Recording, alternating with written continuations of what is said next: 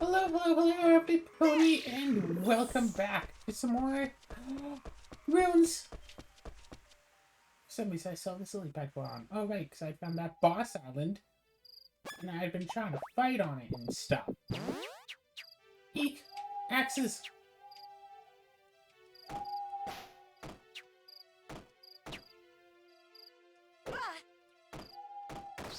Wish I knew a more effective way to actually try to get platinum, but oh well.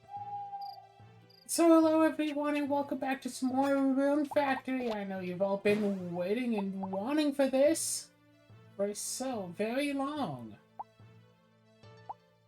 It's extra 65 points to that at least. Oh, no. All I need is like 2 platinum.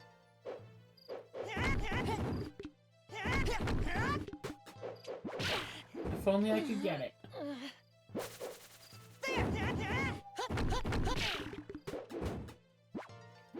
Got some gold, but that's not quite enough. So what's going on today? What's going on lately? The Minecraft is still going well. I got some new stuff in the mail, including a hopefully over 500 gigabyte micro SD card that I have plugged into my other computer right now, running a program to test the actual size of the SD card.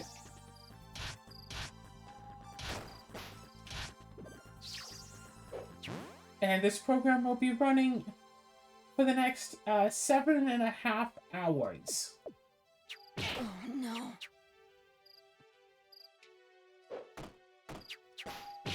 I'm sorry, what? Yeah, well, basically what it has to do is it fills up the entire card with data, and then it tries to read all of that data. If the card doesn't work, say for example it's actually a 32 gigabyte advertised as 512, it won't be able to read all 512 gigabytes of data. Fun.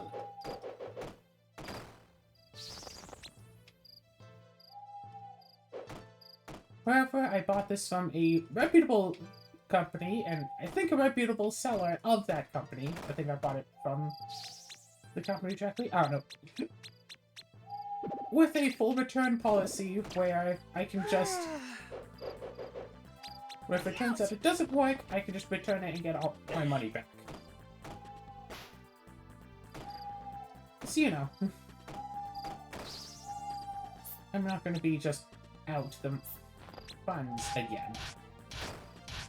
But it is probably going to have to run for quite some time.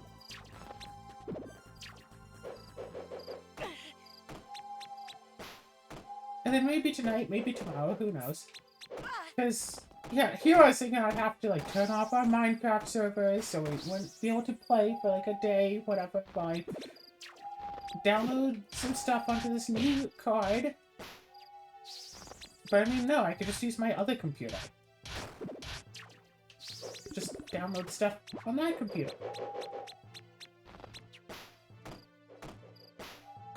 I'm sure it'll probably be fine.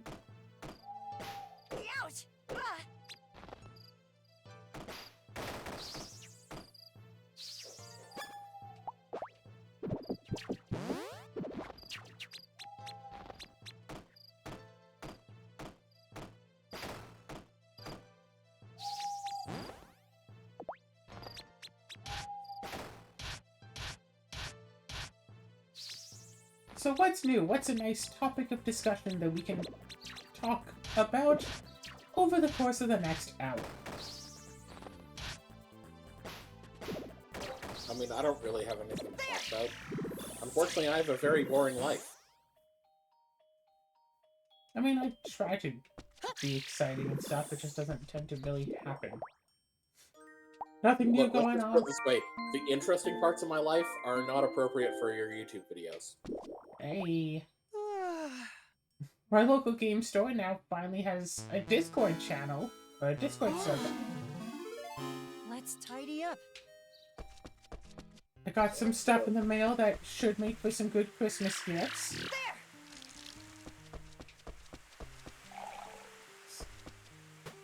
Yeah. I'm glad that at least like when it comes to my brother, we have an arrangement for like Christmas and his birthday. So I don't have to worry about picking out good gifts for him.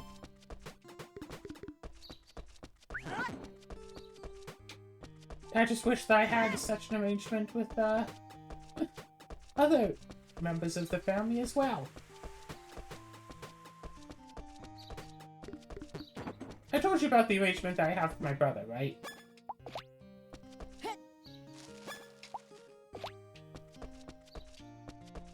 Where, like, every Christmas and every year on his birthday, I buy him approximately $50 worth of games off his Steam wishlist.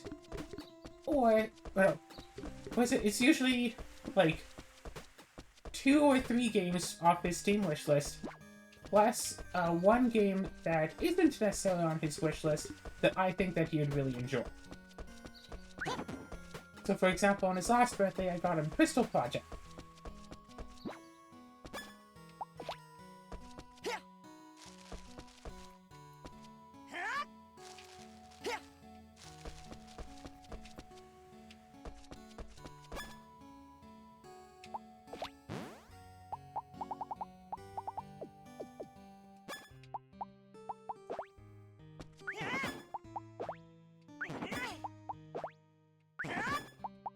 It helps that, you know, during Christmas, there's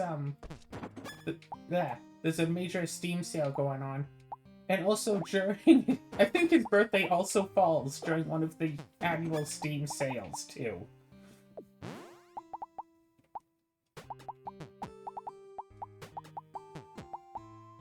Yeah, plan ahead, people. If you're going to have a baby, make sure to have the baby during a Steam sale, during one of the annual Steam sales, so it's more cost-effective to get them birthday gifts.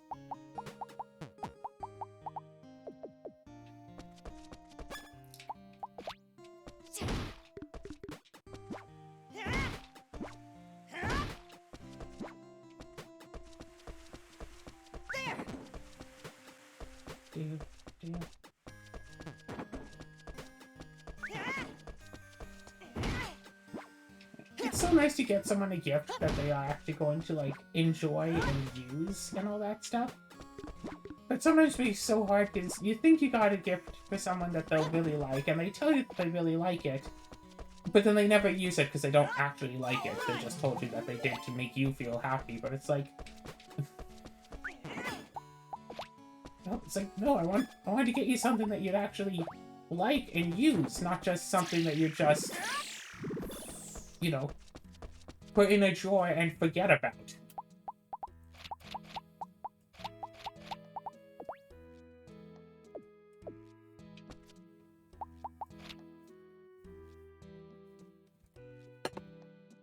Right.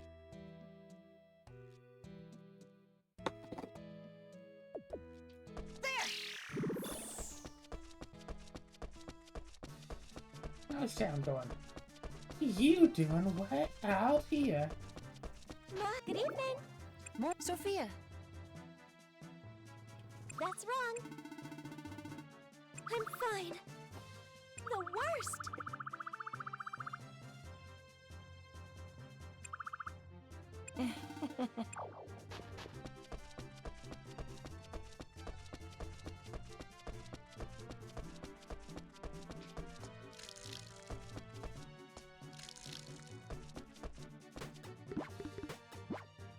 One strawberry set.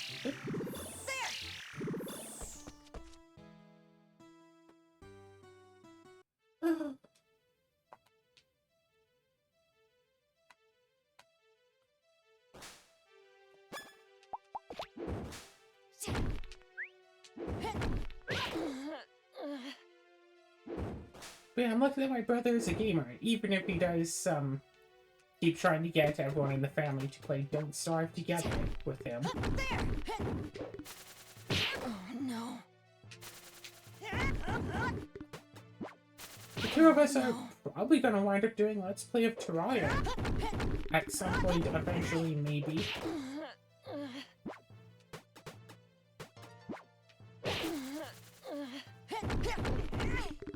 You mean flat Minecraft? Yeah. Oh no. Oh no.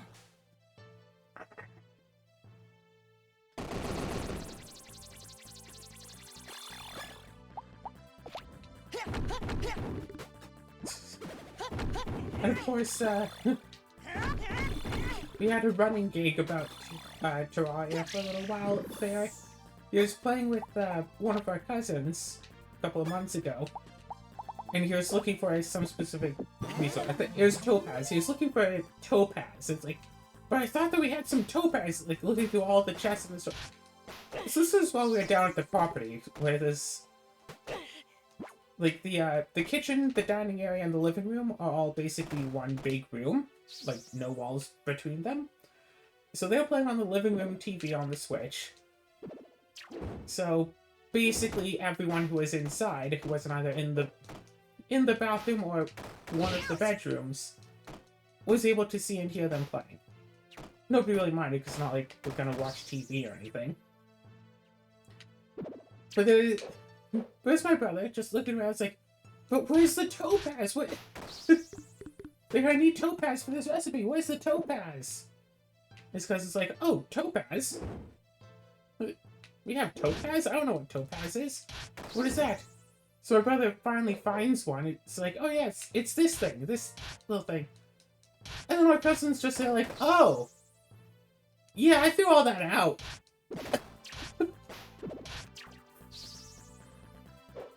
They had like a lot of topaz, and apparently our cousin's like, huh, I don't know what this yellow thing that says topaz is. I'm just gonna throw it all out. So for like the rest of... Okay, no offense, but how old was your cousin at the time?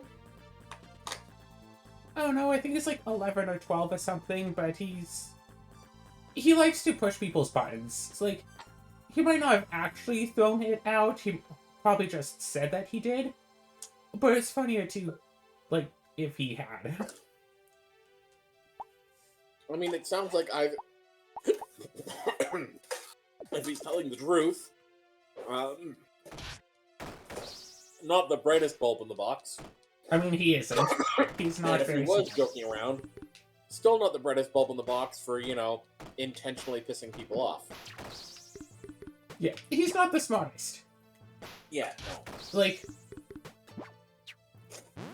Like he'll be sitting there not eating. It's like, oh, but I can't find my spoon. It's like the spoon's right next to his bowl. Like 2 inches away from his hand. Plus, he knows where the kitchen is and knows where to find the spoons if he needed a new spoon. But he's like, oh, I couldn't find my spoon. And he's just been sitting there for like 30 minutes staring into space. Just lost his own little, oh, I couldn't find my spoon. And my aunt has to put up with him like every day.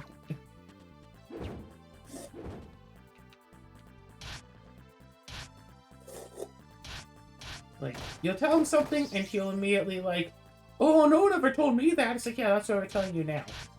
But tell me what? Like, the red thing is hot. Well, you never told me it was hot. I'm telling you that it's hot, so you don't touch it. Oh, I should touch it? Okay. And it's like, there is some debate about how much is him being actually that stupid and how much is him trying to annoy people. Yeah. But that's just what he's like. Yeah, for like the rest of that week, I mean, I think like everyone got in on the joke a little bit, just because my brother's reaction was so funny that we couldn't help it. Okay, so yeah, someone will pass over something that's like, oh hey, can you throw this out for me? Because, you know, it's standing next to the trash can or whatever. And so it's like, oh, what is that? Topaz? Hello. Huh? It got to the point where my brother was saying, so, oh yeah, we should do a Terraria Let's Play together. What if we get it? But if I find any topaz, I'm not giving it to you.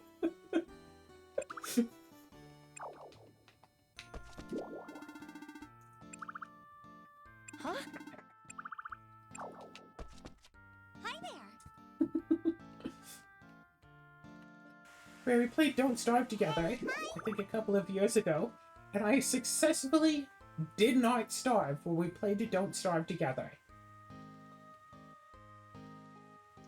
Hello. By which do you mean, does that game have an actual ending? Don't Starve together? I think it has an actual ending. Apparently people have done speedruns of it. Oh, Hello. okay.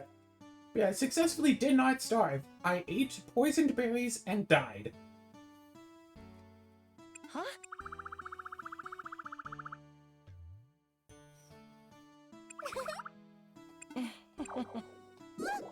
Huh?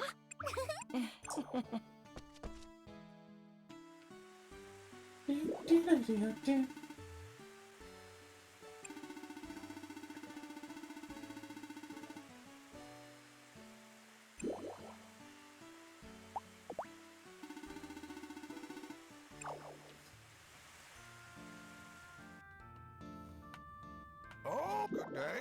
Hello.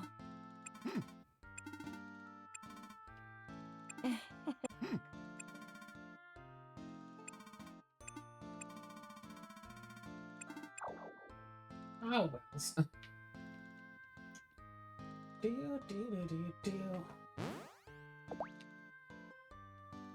Hello. Hello. Huh?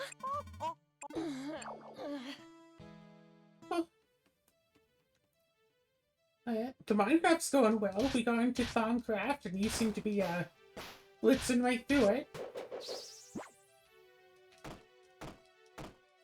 Are you kidding?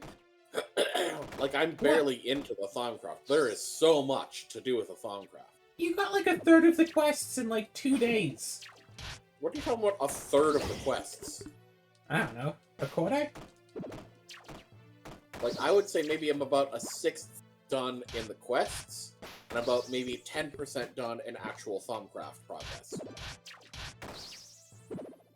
Yeah. And then, of course, after this recording, I'm going to wind up going back in. No.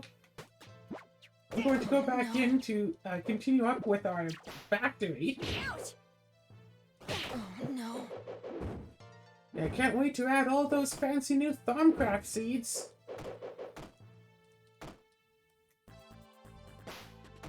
Ouch.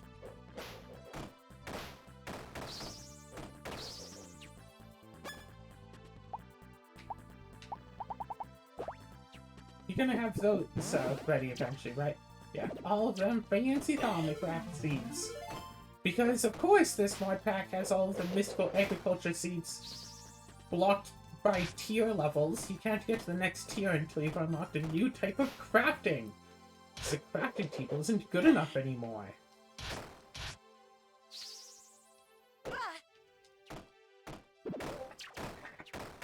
Yeah, like the tier 1 well, all of them, like, behind different ones. The tier 1s with that special crafter, it's just like, okay, it's basically just a crafting table, but... It's a crafting table, but automated, and by default slow. So it takes, what, 10 seconds for one craft? Yeah, about that. And then the next step, you know, with the runic, you know, altar with Botania, it's just like, okay, Botania, you know what? you have to get decently into Botania to get tier 2 seeds.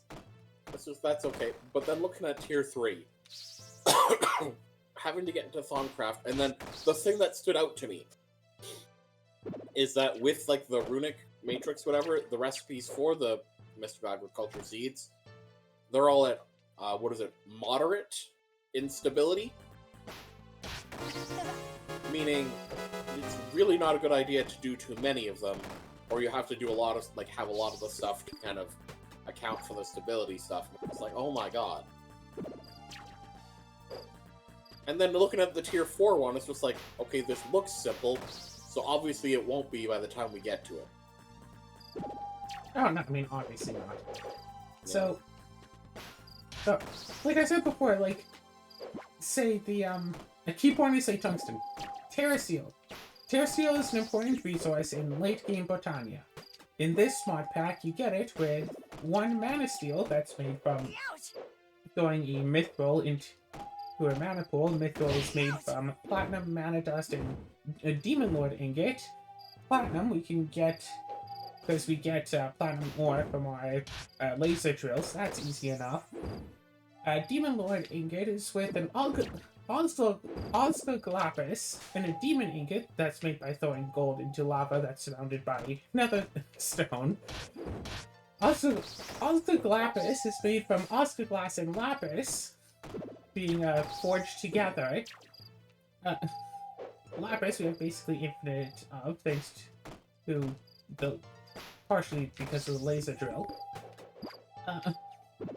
Osgoglass is made from osmium that we get from an ore.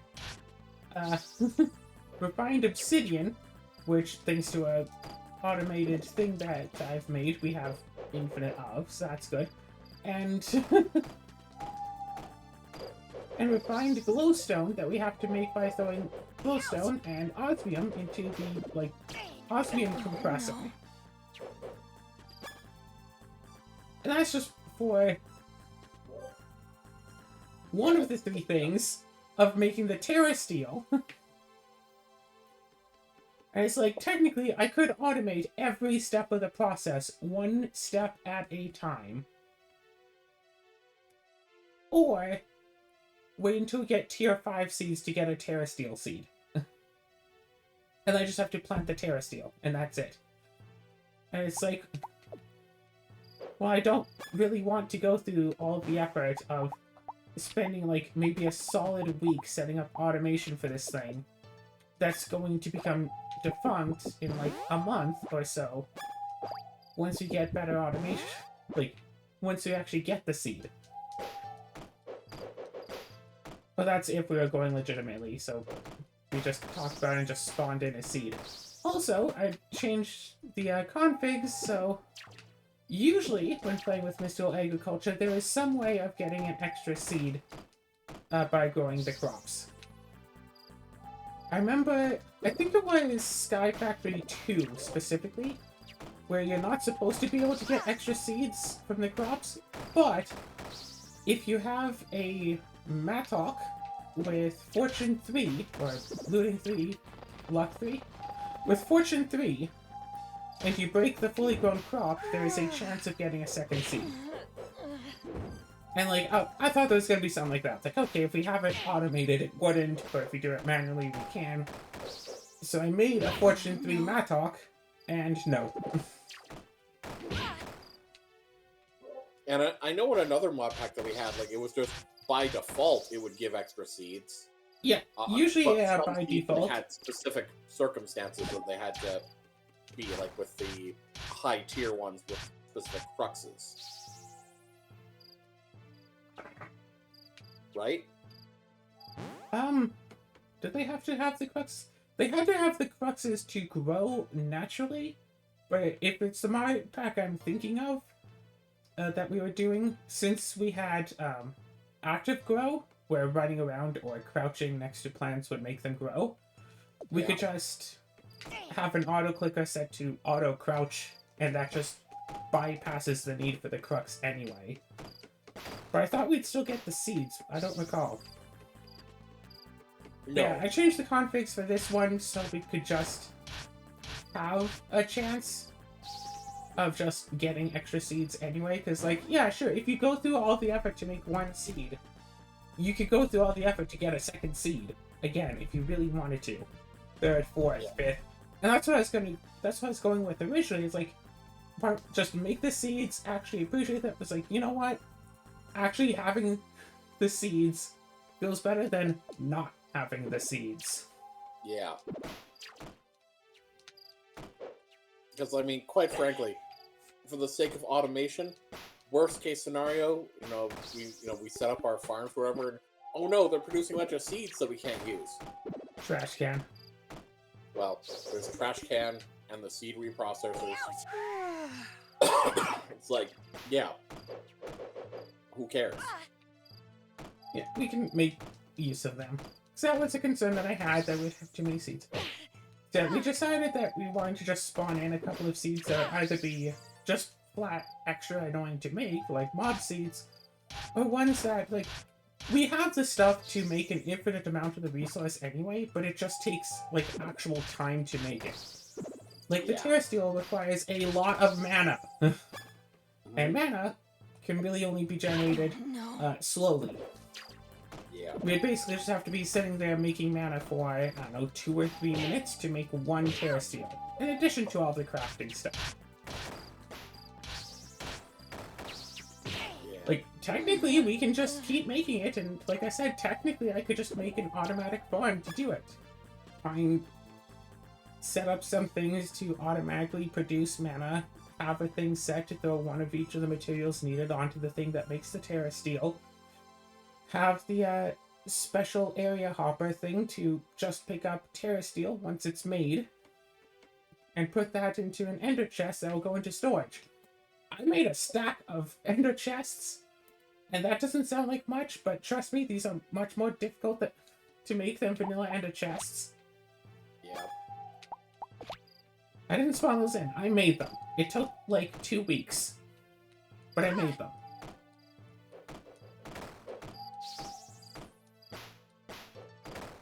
Oh, and that's 2 weeks. You know, after like, along with having to constantly stop because I'm trying to like make progress in the quests and stuff with that. So Yeah, every so often it's always like, hey Claire, can you make me like a stack of mana diamonds? I'm like, Zara, we have mana diamonds.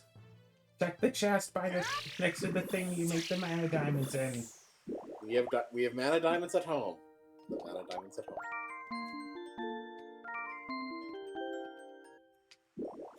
Yeah. Or like the Enderman seeds. All the Enderman seeds are good for is making Ender pearls, and technically you can make Enderman heads. We can already get Enderman heads because Zara has a decapitation sword, and we can just teleport into the end whenever we want because, hey, we have /home set to the end. And we already have infinite Ender pearls because Ender lilies exist, and you can get Ender lilies from breaking normal old grass in the overworld and get Ender lilies that you can then plant that after about 3 days will give you an Ender pearl. I've Which set up makes a farm. Which makes it so insane that was Enderman tier 4 or tier 5 mob I seed? feel like it was tier 5. No, it is tier 4. Most mobs are tier 3. That was tier 4. So all the passive farm mobs were tier 2. And Tier 1 or 2. No, all tier 2. There are no mob seeds for tier 1. Most hostile mobs are tier 3. Enderman and I think there was something else, I don't remember, that was tier 4. Ghast. Which, Ghast tiers are hard to collect resource. I've still made a farm for them. Yeah, and this will just help speed that up, / make the current farm irrelevant. Yeah, the Ghast farm is not going to be important anymore. But we do have a Ghast farm set. Hooray. Well, not just any Ghast, but specifically the Twilight Forest Ghast, right? Like Carmite Ghasts or whatever. Because that was the Ghast spawner I was able to get. I wasn't able to find a Ghast when I tried to find one. Like, I don't know if Ghast spawn rate is just set to, like, 0.1% or something. No, I needed Ghast souls, like, I think once. I needed, like, 2 or 3 of them. And that took me hours to I think I know what it is. them. And then when I finally found one, well, of course, it's in a very difficult to reach position. I don't even think we had the hover jet plates yet.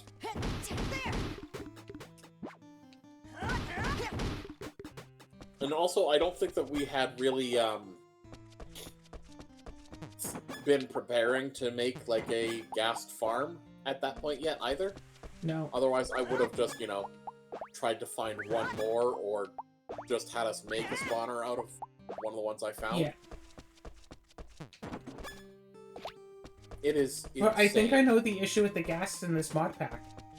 Ghasts, despite being flying mobs, spawn on the ground. They need a 5x5 area on the ground in the nether to spawn.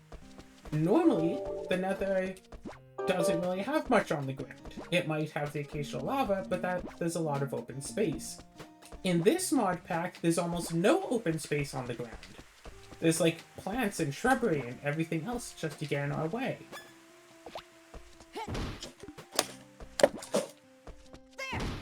So I'd imagine, like, even if some of it is stuff that mobs can spawn on, which doesn't seem to be the case, it could just be a simple thing of, yeah, ghasts can't spawn on all of this stuff. That's kind of funny. So we'd have to clear out an area for ghasts to be able to spawn. I've seen someone make a ghast farm in vanilla Minecraft before. They cleared out a giant area. Oh no. I think they built it above the nether, so they'd have open space to build. And they made a giant, like, sheet of ice. Like 100 blocks across. And like 40 or 30 or so wide. And they had minecarts with something in them moving just under the ice in order to, like, push the ghasts into the middle or something. So the ghasts could all just go into, like, a lava. There's, like, a wall of lava or something that the ghasts would push into. They died, dropped this stuff that went into hoppers into a collection chest.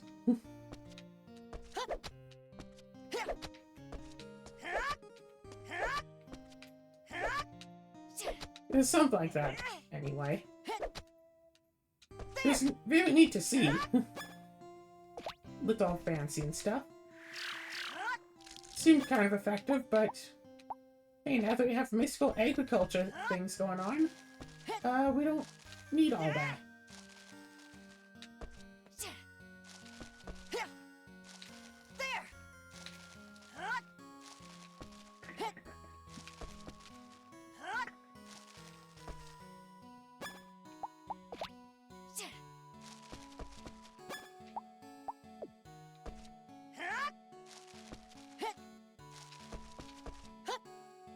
But, like, you can do, like, a lot of really interesting stuff in vanilla Minecraft if you know how to do it.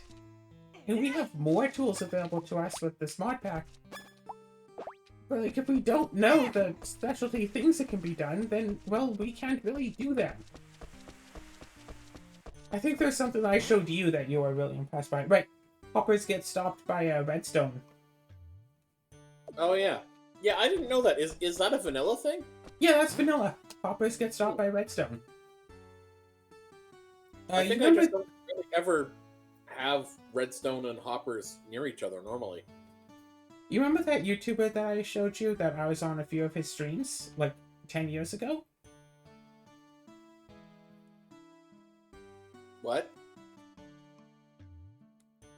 Well, a YouTuber I used to watch set up automated storage. Okay. They had like a junk chest at the front of their house. They put the items in, and then through a series of hoppers, it would go over a line of chests. So it'd be like 4 double chests for like each individual item. And so the hoppers would just... Yeah, they had stuff set to redstone circuits and whatnot. Very precisely made. So hopper would have like 1 of the item and like 4 snowballs. Then when the hopper collects another of the item, there's now just enough of a redstone current to power a NOT gate to unpower the hopper like below that one, so it could take the item and throw it into a chest.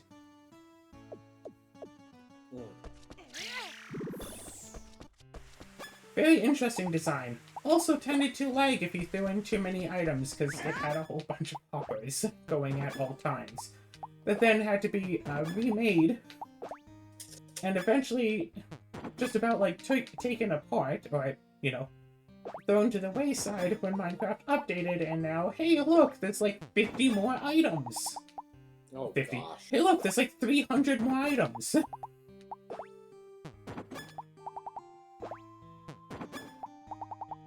Yeah, I really appreciate modded storage.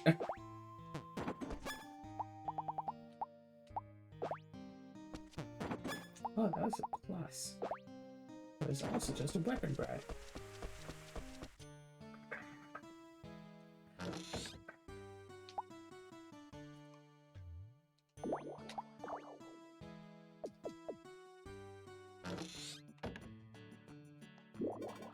Welcome.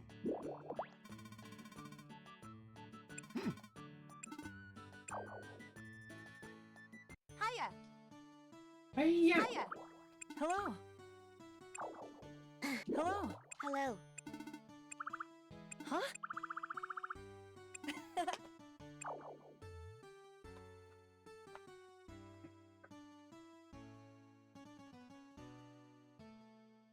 Hi. Hello. Oh. Hello. Hello. Hello.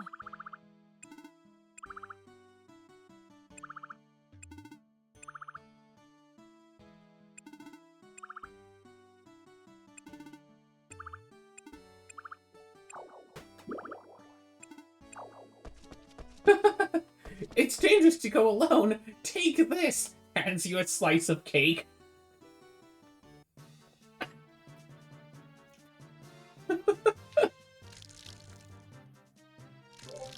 It's dangerous to go alone. Take this. Stabs you. Oh, thanks. Oh no. Ooh.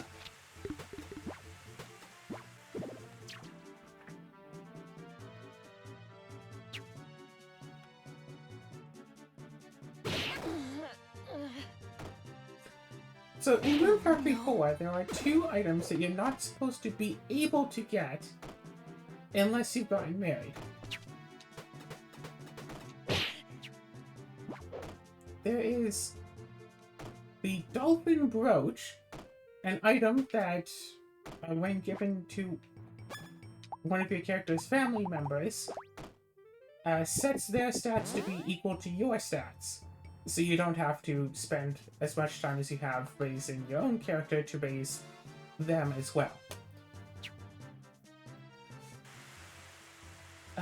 And there is the item that is required to make it. I believe it's the White Stone, that you can only get if you go to a certain part of the game with your spouse and your child.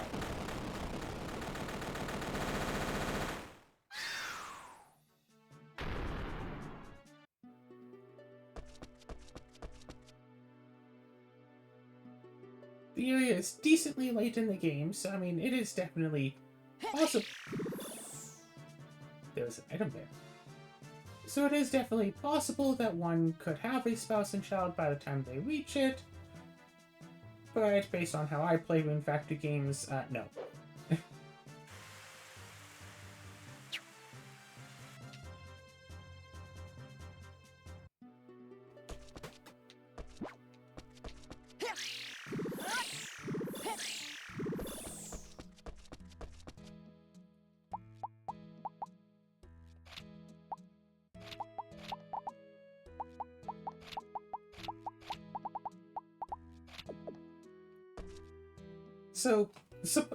So according to, like,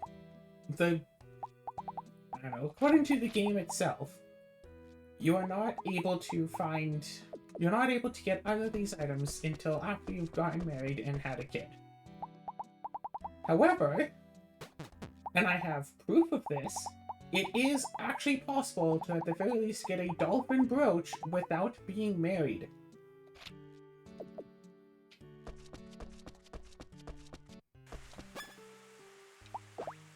It's not, so easy to get, but it is possible. And that's all that's important.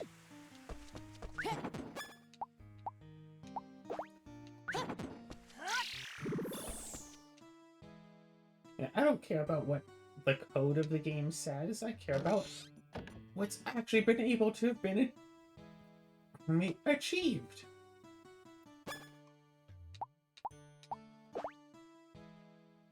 Hello. Thank you so much.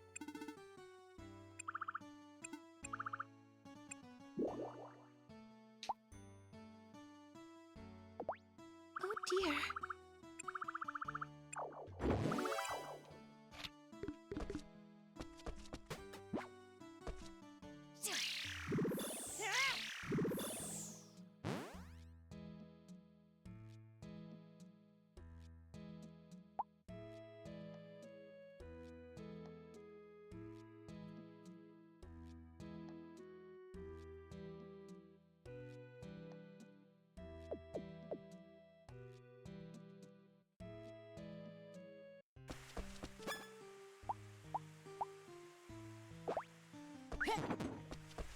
Alright. We're about 2/3 the way through the episode. I think I finally have a topic that we might be able to talk about. Games that seem to be one genre, but then wind up changing to be a different genre while you play it. Give an example. Doki Doki Literature Club.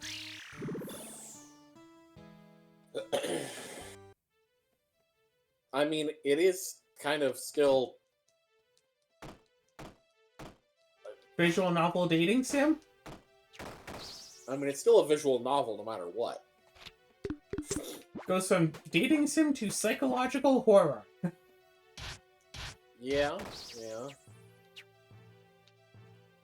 I mean, it still ultimately ends up being... I mean, yes, it is primarily horror, but it's still using the dating sim format. It still follows that format. For some reason, I want to say Silent Hill, but no, I think those games are supposed to be horror all the way through. I think this is most prevalent with, like, horror games, where everything seems calm, cool, and collected at first, and then suddenly it's like, oh, that's not as it seems, or, like, you know, you play some sort of, like, farming sim game, and then just one day, just none of the townsfolk come outside. All of their doors are locked, so you can't buy any ingredients or anything. You can't, you know, get any new seeds. You can't sell your stuff. Just everybody is gone. And then as you continue to explore around outside, once it's like, oh, is this some sort of weird, like, did a sickness happen? Like, is there a weird festival that everyone's at in an area I don't know of? You start to see something show up on the map. It doesn't look like one of the townsfolk, but there is a figure there at least. So you go to explore it, and it looks like a person. Not like one of the townsfolk, but hey, maybe there's someone new in town. So you go up to talk to them, and the text box is delayed a bit. So you hit the talk button a few more times. And then it's the chat box finally shows up. The figure is grayed out, and it's just ... And then the figure just carries on with its business. Huh, weird, you think? Maybe that's just a character that the game doesn't fully have the data for. I guess I'll make a bug report about that at some point. Wonder what that's all about. Oh, whatever. So you sleep and go to the next day. Huh. Well, that villager's not there anymore. And all the townspeople are back. That was a really weird day. And you go to talk to a townsfolk, and the talk button isn't working for some reason. Okay, so you hit it a few times, and... But now this time the music itself pauses as you talk to the person. That's weird. The music isn't supposed to pause when you talk to someone. But the person's figure in the chat box, they're grayed out now as well. And it's just ... That. Go to talk to someone else. That's all anybody says. You go to the store to try to buy something, but you can't buy anything. It's just ... Everyone's talking like how a boomer texts. Just a whole bunch of ellipses. Mm. Okay, weird, you think? I guess I'll just reload an earlier save. And yeah, everything goes fine until that same day, where everyone is gone except the one mysterious, shadowy, new townsperson. Except this time, they turn to you. Not you, the character, you, the player. They turn to face the camera. And they actually say some words this time. You've been here before, they say.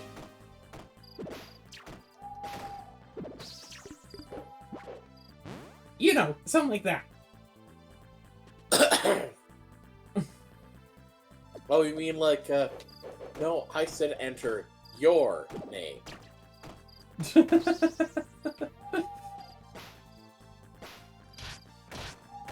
You know what I'm talking about.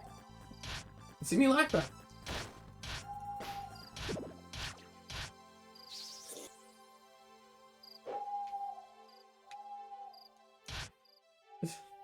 I would like to see a version of that with something other than, like, horror. Where it's like, you go to play a farming sim and it turns into, like, a dating game. Or something. You know, Stardew Valley.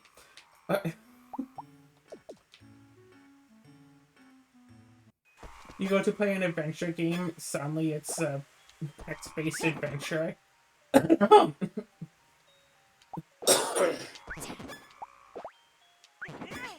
I don't know, have you ever played Neo? I have not. Ah, I it's have a cool heard game. things. I should really play it again sometime. It has, like, 6 or 7 different endings. I don't mean Nier Automata. I think the game I'm talking about is actually just called Nier. Yeah, because Nier Automata is basically a sequel. Yeah. I played the beginning of it, like, 3 times. But yeah, at one point in Nier, the game suddenly changes to a text-based adventure. And I loved it. I was having an awesome time with my sudden text-based adventure game.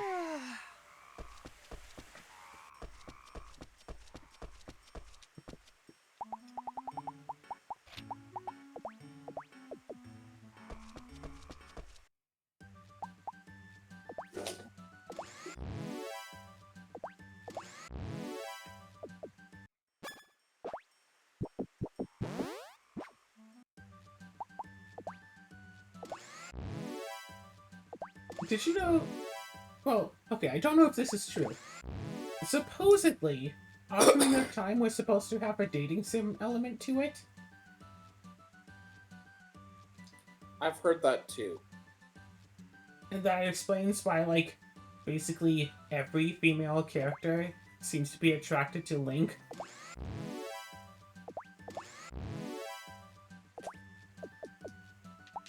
God, that would be such a different game if it had somehow a dating sim aspect in the middle of the adventure game.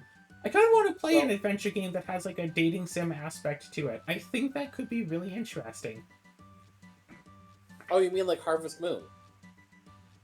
Harvest Moon isn't an adventure game. Well, what is it? It's a farming simulator.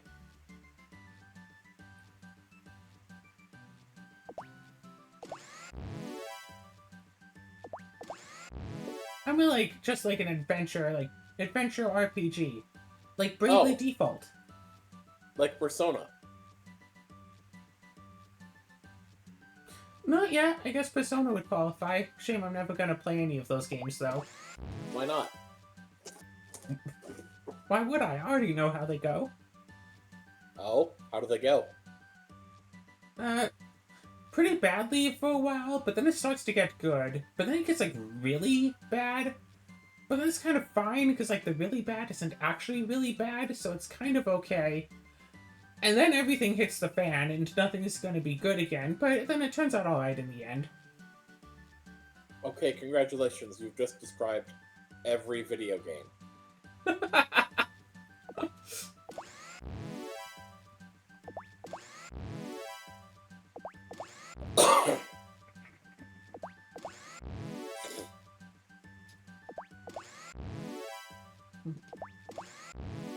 And before the secret ending to Ocarina of Time is to not actually get the spiritual stones.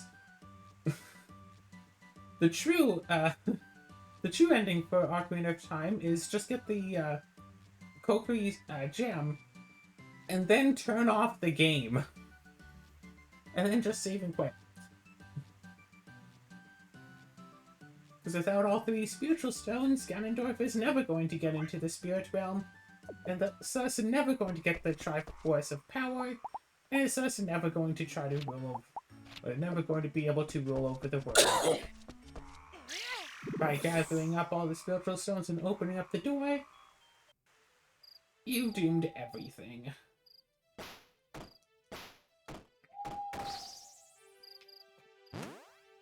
Now, I forget if it was a video that I watched on my own or a video that we watched together.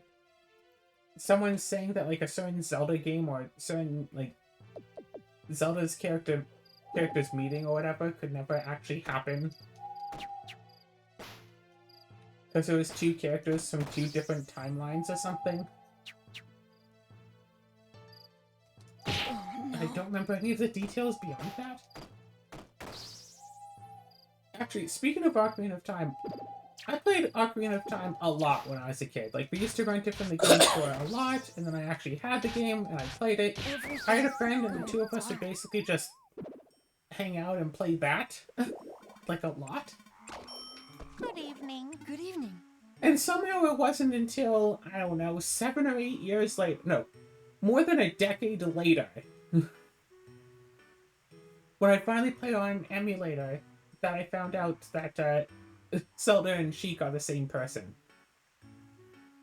Really? Somehow, while I was playing as a kid, I either never got that cutscene where Zelda reveals herself to be Sheik, or I saw it and immediately forgot about it. Huh. Like, I'd beaten the game, like, once. But I guess I either just didn't see that one cutscene, or I immediately forgot about it, or something. Because years and years and years later, I was playing Ocarina of Time on an emulator, and I just wanted to play against, like, fight against Shadow Link. So I turned on a cheat that Shadow Link would appear in the Temple of Time, so I could fight against him. And then I turned on a cheat to give myself 100, like, all of the items and stuff, so I could just warp into the Temple of Time. And then immediately the cutscene played because I had all of the medallions. And then, while I'm absolutely floored by this, Shadow Link comes out and starts trying to kill me!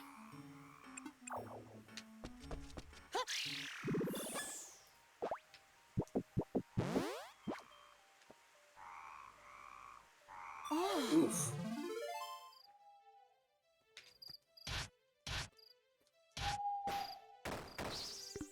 I'm not necessarily a person who likes to try to figure out, like, the surprises of a show or something.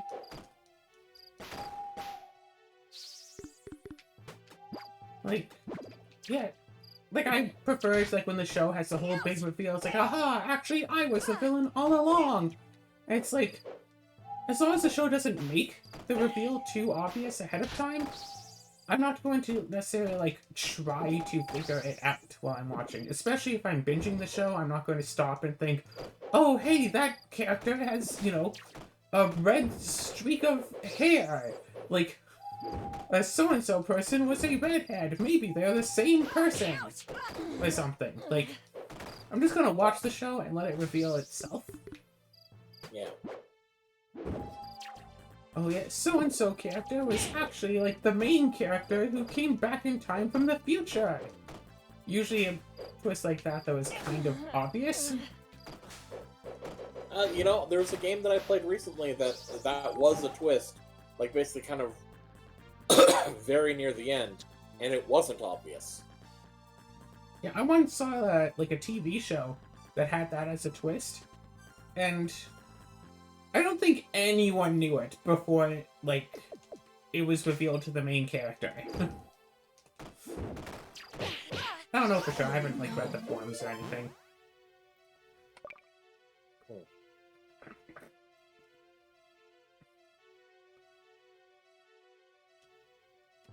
It was actually even more of a twist because it wasn't the character from the future. It was the character but from the past. Huh. Oh, that sounds like Kingdom Hearts. No, it was a TV show. I know, I'm just saying that, realizing, yeah, Kingdom Hearts did that. Oh no.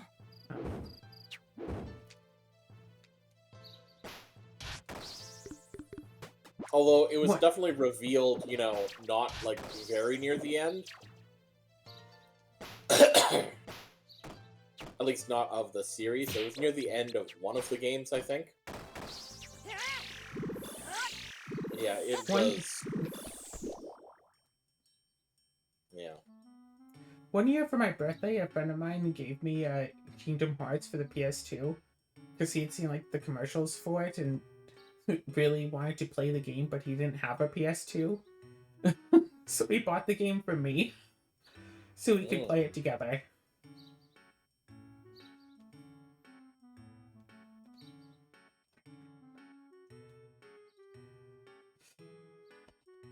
I still have the game, so. But that's another episode of Rune Factory. Done, dusted, and in the dirt. Show up next time for, I don't know. Got that Ark of Shawn game. It's actually kind of fun. And I think you would enjoy it too if we actually like started a run of it together sometime. It does give me big Sim Tower vibes, and it kind of makes me want to go back and play all those old Sim games again. God, Simcopter was the jankiest, funniest mess I've ever played. Oh, I loved Simcopter. Oh, so you did play that one, yeah. And I'm Yeah. sure you got that bug where you'd get out of the copter and be standing on the blades. I don't know that I got that bug, but yeah, it definitely had some bugs. How could you play the game and not get that bug? If you get out of the copter 8 times during one play session, then every time you get out of the copter, you spawn on the blades. Oh. Yeah, I didn't ever tend to get out of the copter once I got in. I thought you had to get out to, like, get missions or something. I don't know, it's been a while. I want to get those old games, and we should totally try playing them. Sim Safari, Sim Copter, Sim Racer. Streets of SimCity. Yeah, that's the one, Sim Cars. Streets of SimCity. Now, here's the problem with Streets of SimCity on modern computers, and I have tested this on multiple computers, and I'm not entirely sure what exactly is the reason for it. But basically, if an enemy vehicle shoots a rocket at you and it hits you, the game crashes. This was not the case like back on like the intended operating system, which I believe was what, Windows 95? Windows 98. Yeah, Windows 95 probably. So it's like Something about computers can process stuff faster now, so it processes the damage. It processes something about the collision much, much faster than it should have. And creates numbers so big that the program just has to stop. yeah, it's a weird way that can happen, yeah. That's why very select old video games are actually impossible to beat on modern hardware. Yeah. Yeah. Yeah, my grandpa had like a box set of like 6 specific Sims games. SimCity, Yep. Sim Safari, Sim Tower, Streets of SimCity, Sim Copter, and I think the last one was Sim Isle? Yep, I had that same 6-pack. I have that. If you have the same 6-pack, how do you not know what Sim Safari is? What do you mean, how do I not? I never played it. It was one of the 6 games! Yeah, just because I had it doesn't mean I played every single one of them. I mean, to be fair, I never played Sim Isle. Or no, I tried to play Sim Isle, I couldn't get past like the first screen, so I gave up. Sim Tower, though, Sim Tower was a boss of a game. Sim Tower was awesome, but the elevators for going up like multiple floors, people always seem to hate using them. Like the Sims hate using them.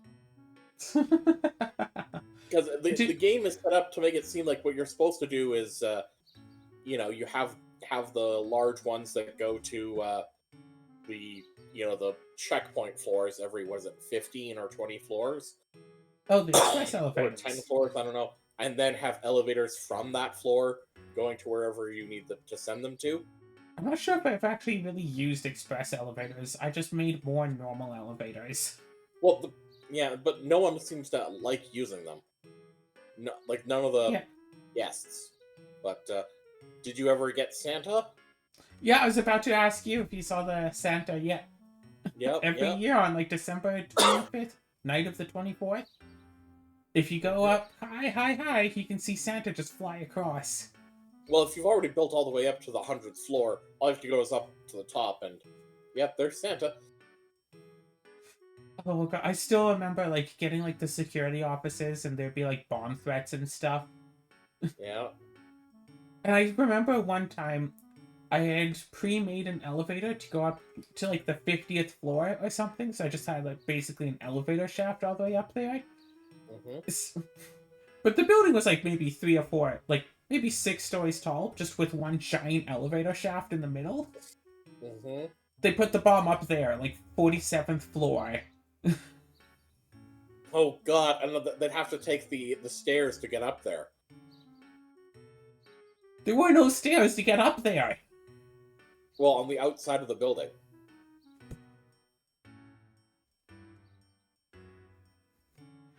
Uh, yeah, those old sim games really definitely had some nice charm to them.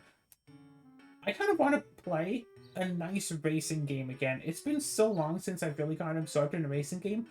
I'm not one much to play a lot of racing games. I'm a very much a generalist in games, except I don't You really know, do fighting games. you know, Racing games? I don't know if this is you're recording right now. Yeah.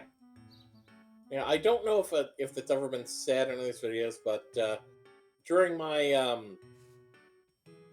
mm, there was a period in my life where I did like have limited access to stuff, but I had a PS1. Yeah, had access to a PS1, and yeah, I played, what is it, And Turismo. Gran Turismo, I think, like the first one on the PS1, and I 100%ed that game. Yeah, racing games can be fun. I think Oh I yeah. had Need for Speed 2 on PSP. Didn't like beat it or anything, but I had fun playing it. And then I got some Xbox racing game that I could play on my 360, and I played that for a few days. And like, sure, I'll probably never have the actual drive, to beat an entire racing game. But sometimes it's nice to just like, play a game, do race, get money and all that. Oh my god, right. So I was playing this racing game, and I was in like a multi-track like race thing, like do 5 races. I was on the final race of it all. If I get first place here, I win overall, get a bunch of money. If I get even as much as second place, I lose out on all my entry fees and all that time that I spent, and I have to pay for repairs, and I'm out like a lot. Yeah. Like, I'm out by so much, I can't afford to go back into this race. I'm gonna have to do other races to build up the money to afford this race again. Oof. So I need to get first place on this last race. Did you You get wanna it? know? You wanna know how flippin' close this race was? Because it actually tells you, like, your time. 1/100th of a second. In your favor, or I won. okay? By 1/100th of a second. Yeesh. If I was able to take screenshots, I would have definitely taken a screenshot of that. But it's like, oh my gosh.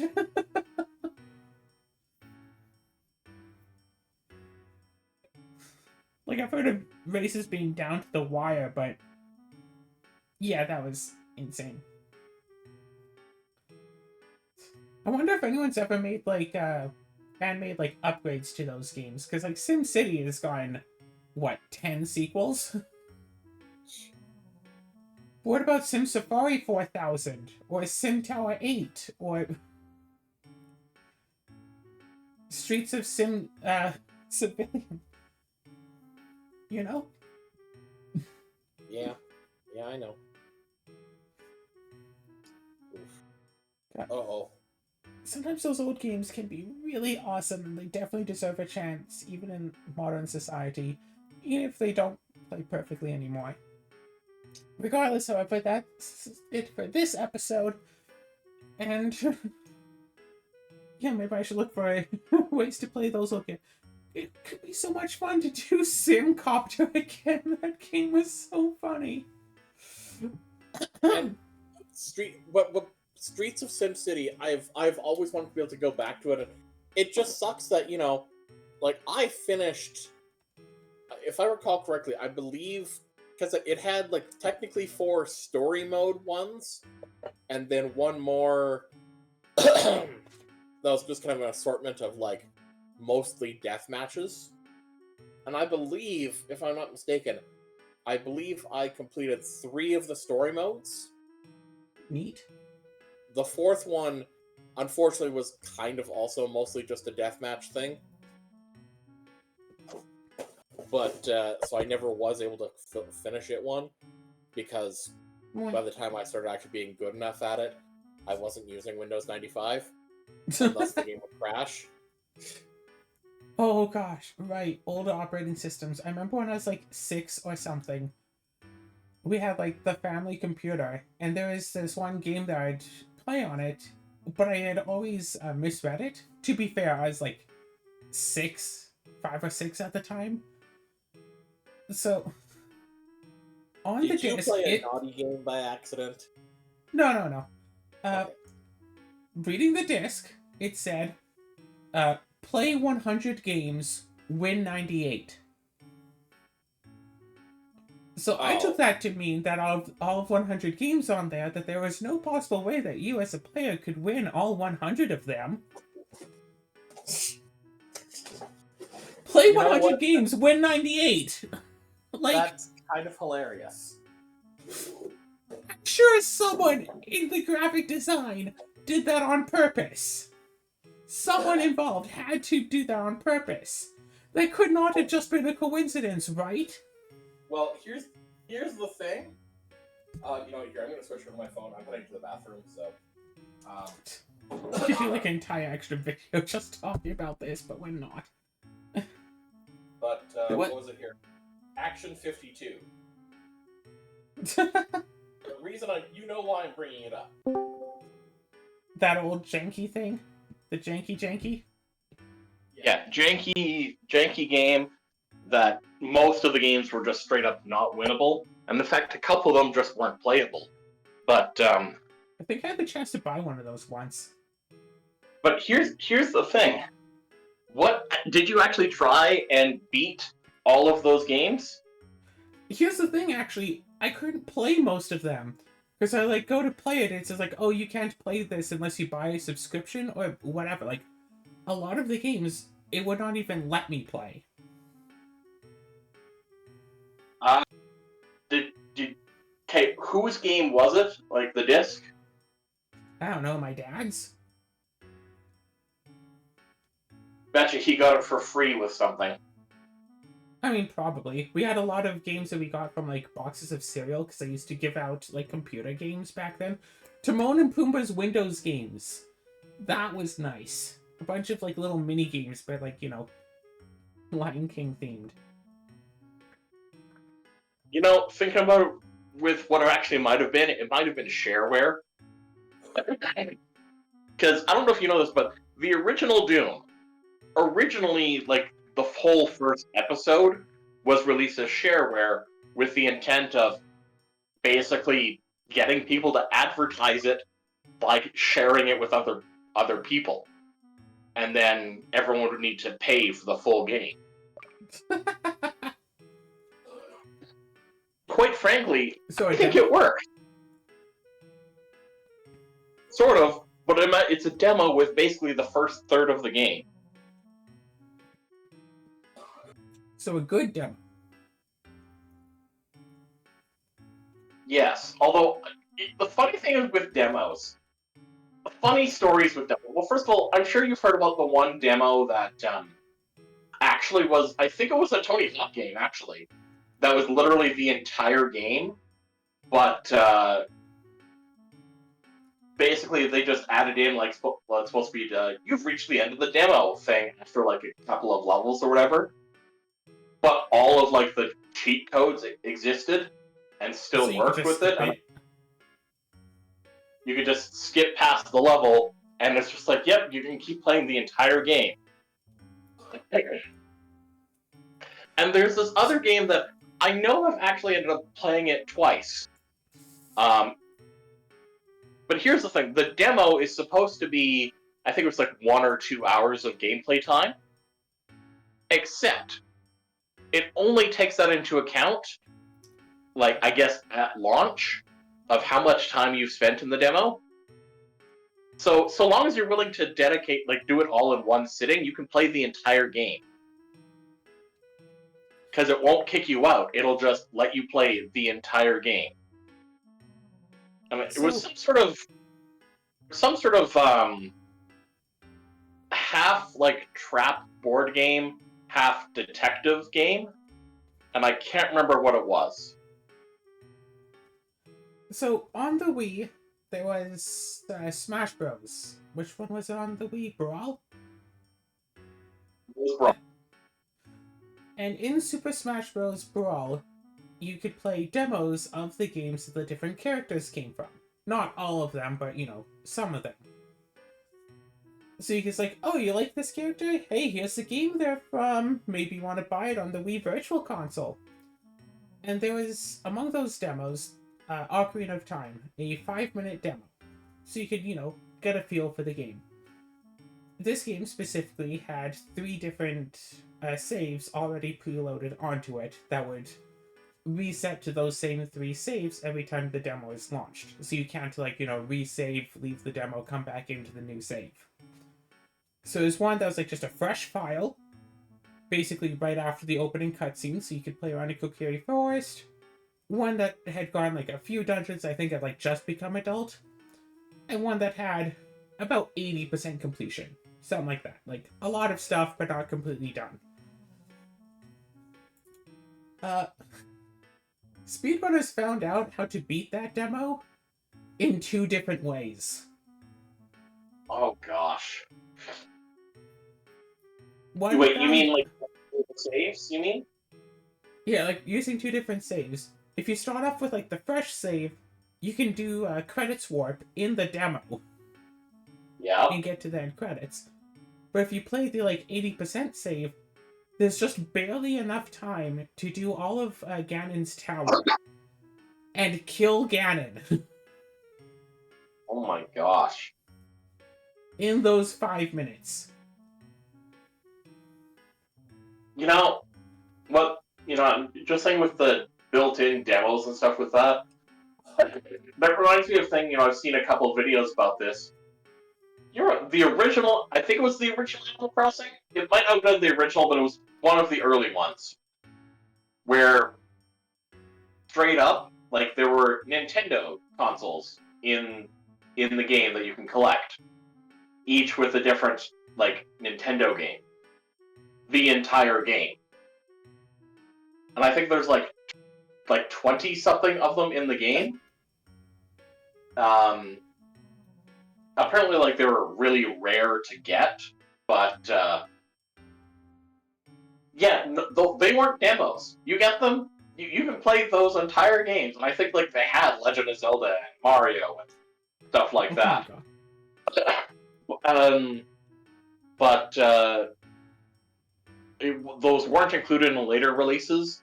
The generous way of looking at it is that they didn't want to include them because they didn't want to eat up space with other games inside their game. However, the more likely and perhaps a bit more cynical way of looking at it is the fact that that was around the time that, you know, the 3DS, like, well, the Wii and 3DS, like, virtual consoles were out. So they could just sell the game. To pay for the emulators. Yeah, so it's like, well, Yeah, why would we just give away the games when we could just sell them to people again? Oh gosh. That reminds me, way back in the PS1 era, you remember Spyro and Crash Bandicoot? Yes. Those games had demos for each other. You could load up Crash Bandicoot, press some buttons in the main menu, and play some Spyro levels. Huh. But like, nowhere in the game does it tell you this. You have to like go online to like Cheat Planet and find like, oh yeah, if you hold like L button, R button, and start, and then hit like up, down, left, right, or whatever, you can play some levels from Spyro 2. Hmm. And it's like, yeah, that's kind of awesome. I got very familiar with one particular Spyro 2 level, because I just played that one level over and over again because my parents never got me Spyro 2. I had Spyro 1 and Spyro 3, but not Spyro 2.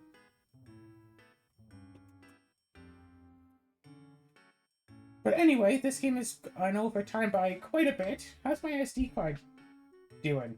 SD card still needs 6 hours, 15 minutes. Okay. By the time that's done, I'll probably be almost ready to go to bed. I'm sure I'll talk all about... I'm sure I'll be able to talk all about that on another video. And frankly, we should have started this episode by talking about retro games. I'm sure we could have taken the entire hour. Probably. Note to the future. In the future episode, let's just talk about game demos and stuff. The Crystal Project demo is advertised as being like an hour. Really, it's more like a 3-hour demo. Are you sure it's not that it actually is an hour and you're just slow? No, it wasn't. I didn't actually play the demo. I just bought the full game. Oh, okay. That was like multiple people reviewing it. If I had to guess, I think it's until you reach the city. Okay. I don't know if you can do desert skip in the demo, but that would be really interesting. Anyway, I hope you've all enjoyed. Obviously, it's a good one. I'm sure we're gonna fight that boss one day. Maybe we'll actually win. Who knows? Yep.